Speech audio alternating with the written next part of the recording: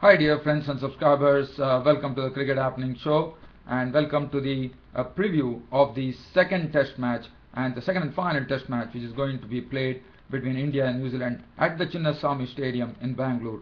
Well, as far as the weather is concerned, it's not really good news as far as the weather is concerned because it has been raining quite heavily in Bangalore. Whether the match would be having a prompt start or whether how things would really pan out, that remains to be seen. Well, New Zealand would be hoping that the rain stays because we know that India are definitely on the ascendant after winning the first test match. Now just talking about, let's look at what New Zealand have to do because New Zealand are the ones under the real pump. Now one advantage that New Zealand will be having in this particular test match is that this is not a pitch which is going to spin. It is basically a green and it would be probably aiding the pace bowlers. Now looking at the pace bowling combination, probably New Zealand might be tempted to bring in Neil Wagner, who bowls with a lot of pace. Now whether who is going to sit out for that, that's going to be the question. Probably Jeetan Patel might be the one, but again without going out without a specialist spinner, whether that's the right way to go, because we saw it was done by England against South Africa when Graham Swan, the right arm off spinner, was dropped, and the results were all there to see with after South Africa winning the match. South Africa totally dominating there. So in this context, because since you are going into a test match, I don't know whether Jeetan Patel should be dropped, and probably they might be tempted to put in Neil Wagner there. Now whether they're going to do that, that remains to be seen. But definitely if it is going to aid the pace bowlers, then I'm sure the attack should read Trent Boult, who bowled splendidly in the first match, and then Chris Martin, who's an experienced bowler, and then the only option probably New Zealand have would be to probably drop Jeetan Patel. Now whether that's a wise move, that remains to be seen, but well, if New Zealand are going to drop a batsman, that also could go against them. So they probably New Zealand would be caught in a dilemma here, like what is the exact team composition to play. But one thing for New Zealand would be that even though India has won the first match, they would be happy that this is not going to be a pitch which is going to really turn and it is going to aid the pace bowlers. Well, if that is going to be the case, then I think New Zealand would be tempted to probably drop Jeetan Patel and bring in Neil Wagner, who had a very decent debut against West Indies, and one saw him bowl with lots of pace, a very aggressive young bowler. Very good to see him in the New Zealand ranks, and probably might be his opportunity to play in, get a match in India for the first time. Well, looking at the Chinnaswamy Stadium, well, it's not have been a very happy ground for India. India have lost to probably, they have won only one test probably in a span of 17 years. So that really tells you the story as to how India has been performing at the Chinnaswamy Stadium in Bangalore. So looking at the New Zealand side, Martin Guptill and Brendan McCullum will be opening the innings. Now I have already stressed that it's very essential that Martin Guptill, Brendan McCullum and Ross Taylor are the ones who have to really put up some good knocks and huge knocks at that. Well, Martin Guptill was looking into good form.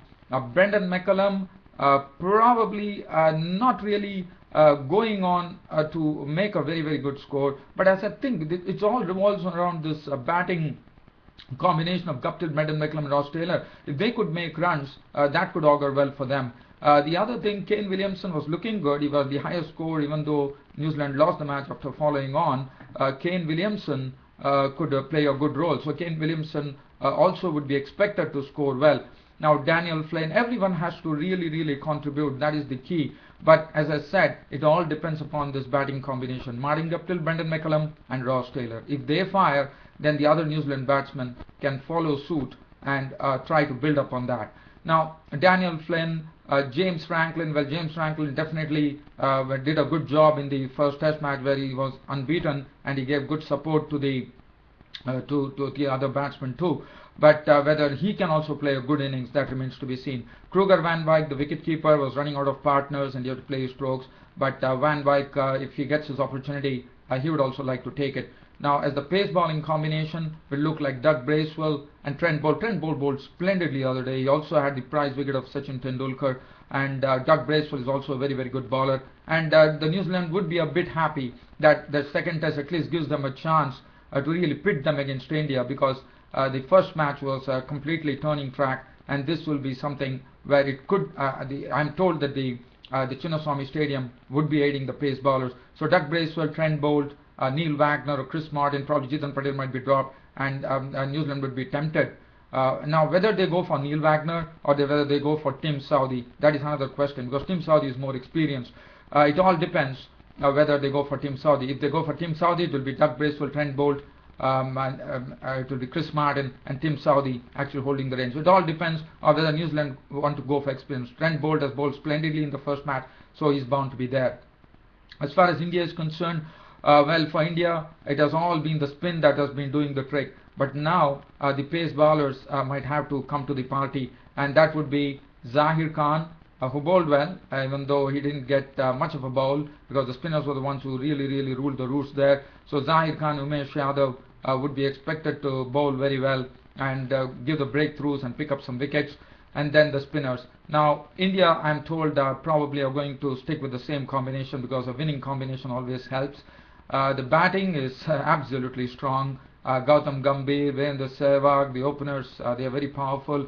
Cheteshwar Pujara is just coming on the back of 150, his maiden century, and he was really praised for that knock. He really played superbly. Sachin Tendulkar, we know what a great batsman he is. Virat Kohli, one of those very future prospects for India, who has been really making waves, and he would like to make it big here. Suresh Raina has to really take the opportunity and score well. Mahendra Singh Dhoni has already showed his. We know he's a great captain, but he has also played a good knock in the first test. So that would really be making him perked up for the second one. The spinners, well, Ravichandran Ashwin and Pragyan Oja. Now, New Zealand, not only, even though the ball doesn't turn, New Zealand would be really tested, because they know they have a fallibility against spin, and this combination of Ravichandran Ashwin, who would be absolutely motivated, and he would be really have a spring in his step after getting such a 12-wicket haul, and also Pragyan Oja, who bowls superbly in tandem.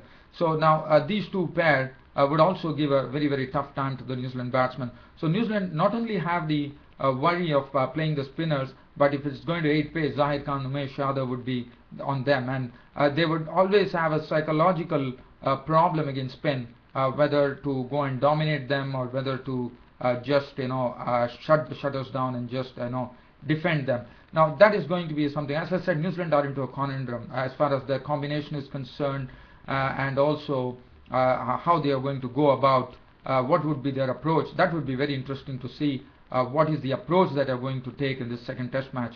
And as I said, these are only 2 test matches, and this would be the last test match. And for New Zealand, they would be hoping that rain is something which is there, and because that's the only bet for New Zealand, because India are definitely looking powerful, no doubt about that.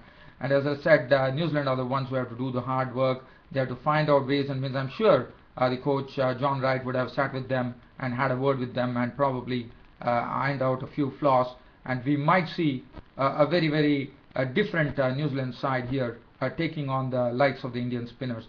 So that to me would be a big question, whether how they are going to shape up against the spinners, whether they have learned their lessons, and they have learned it very quickly, because the time was not much, so whether they have learned it quickly. So we will know all about that when the first test, if at all it gets to a prompt start. As I said, it has been raining over there, and probably we are going to have lots of interruptions, but hopefully we get a good game of cricket there, and a full game of cricket probably with the rains really staying away. That would be a great spectacle, no doubt about that.